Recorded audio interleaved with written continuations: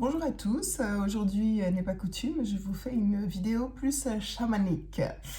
On va peut-être commencer alors du coup par être chaman en fait, ce terme, la définition est tellement large que ça serait compliqué de tout mettre ici, mais pour faire simple, les chamans sont les intermédiaires entre le monde visible et le monde invisible. En tant qu'individu, les chamans sont de cultures, d'expériences, etc. différentes et possèdent, comme tout le monde, en fait, leur propre niveau de vibration. Ça fera l'objet d'une prochaine vidéo. Tout ce qui suit vient de ma propre expérience, de mes propres compréhensions. D'autres chamans peuvent avoir des interprétations différentes de ce qui va suivre. Ça ne veut absolument pas dire que l'un a raison et l'autre a tort. En fait, c'est comme si on était tous à l'intérieur d'un donut et qu'on regardait au milieu, dans ce vide qui correspond à l'univers, à l'infini, à l'inconnu, etc. Et qu'on est tous à des endroits différents du donut. Donc on a tous une fenêtre vers le milieu du donut et on voit du coup des choses différentes. Ça ne veut pas dire que l'un a raison et l'autre a tort. C'est juste qu'on a tous raison selon notre propre point de vue. Après cette longue introduction, n'est-ce pas, passons au sujet du jour, du coup, qui est les éléments. Les éléments feu, air, eau et terre. Ce sont des éléments qui nous composent et qui composent tout ce qui est. Biologiquement, nos corps se décomposent et reviennent à la terre. Nous sommes constitués d'eau à plus de 60%.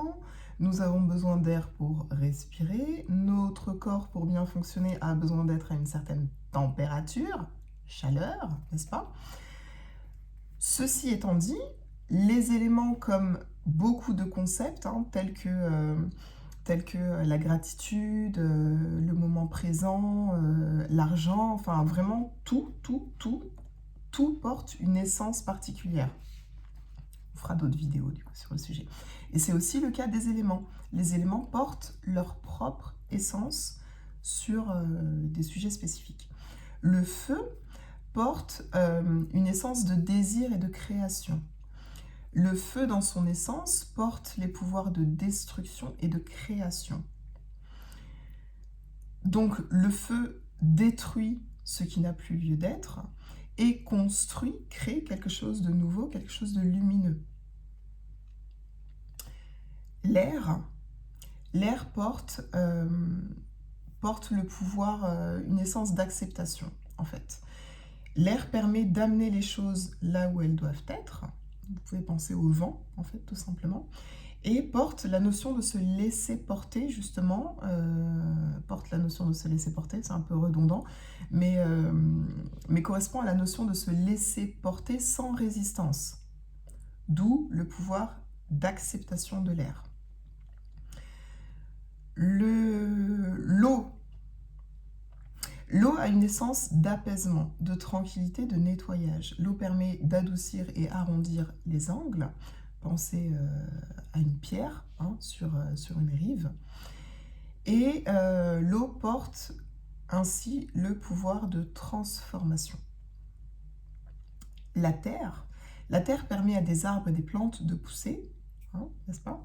Rien que ça, c'est magique. Je ne sais pas si vous réalisez. C'est-à-dire que la terre crée la vie à partir de quasiment rien. Des graines minuscules que parfois on ne peut même pas voir à l'œil nu. Donc c'est pour dire, c'est magique. Et cette création de la vie s'étale dans le temps. Une graine ne devient pas un arbre en 24 heures.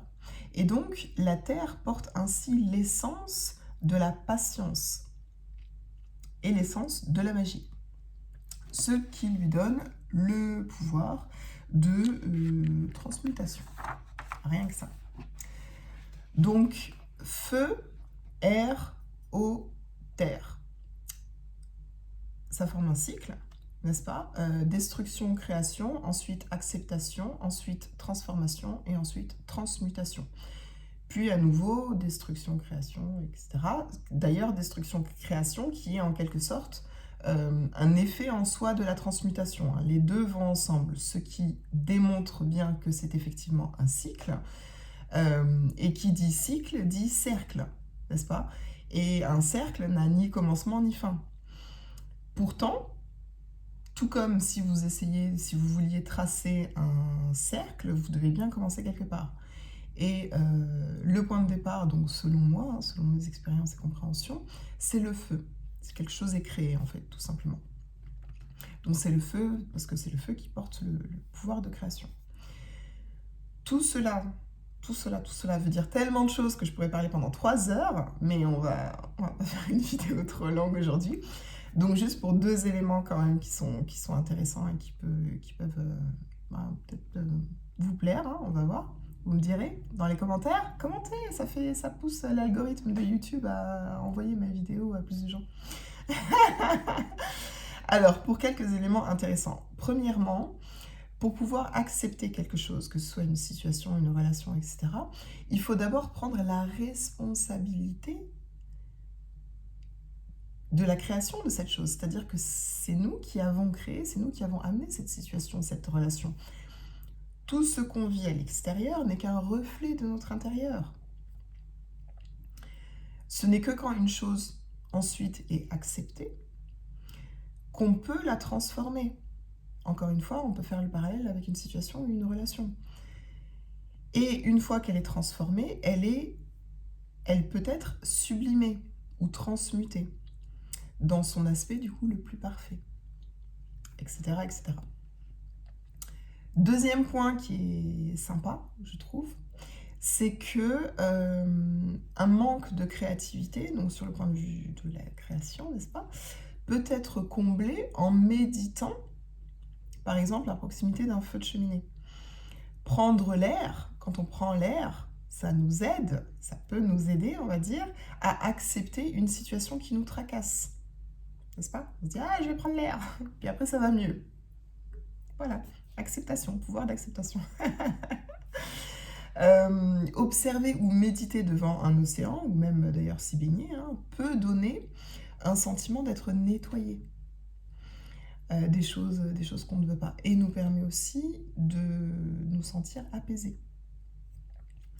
Un contact pieds nus avec la terre nous recharge d'une façon puissante et sublimante pour l'organisme. C'est d'ailleurs prouvé scientifiquement, n'est-ce pas? Ça s'appelle le earthing, c'est un terme anglais, n'est-ce pas?